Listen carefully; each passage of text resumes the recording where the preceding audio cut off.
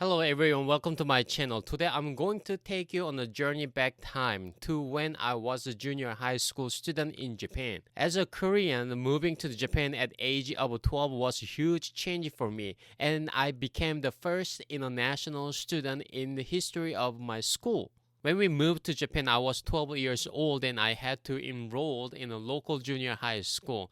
On my first day, I was greeted by the principal. They were all very concerned about how I would fit in and manage with the limited my Japanese skill. My Japanese was a really beginner level, and I still had to follow the same curriculum as everyone else. This was extremely challenging, especially when it came to the subject like Japanese history. I was constantly stressed and had to work extra hard just to keep it up. One of my biggest worries was bullying. In Korea, we have heard about ijime or bullying being quite prevalent in Japanese school. On my first day, I knew I had to prove myself. One student tried to bully and discriminate against me because I was a foreigner. I stood my ground and showed what I'm capable of, which helped to some extent. Despite the challenges, I decided to keep my Korean name. Many Koreans in Japan changed their names to avoid discrimination, but I chose to stay true to myself. This made me stand out even more, and everyone in the school knew about me from day one. The studies were tough. I had to learn everything in Japanese, and I knew I had to work harder than everyone else to avoid being bullied. I studied late into the night and pushed myself in sports as well. It felt like a survivor game.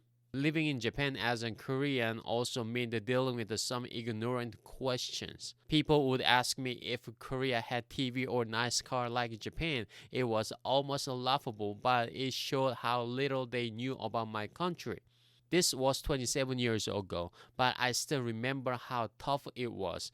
Despite having the same hair color and the similar looks as Japanese students, being a foreigner in a small Japanese town was painful at that time. Today, Korean culture is much more well known thanks to K-pop and the K-dramas.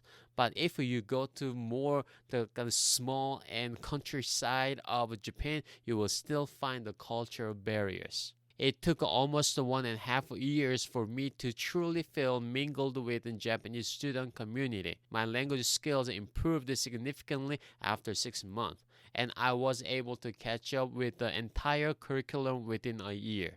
While the academic work became manageable, building relationship with others took a bit longer until I was fully accepted.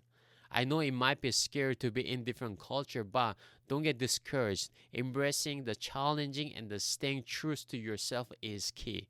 Thank you for listening to my story. If you enjoyed this video and want to hear more about my experience and insights, please like and comment and subscribe this channel. And remember, embracing who you are, then no matter where you are, is the key to overcoming any challenges. And see you in next video.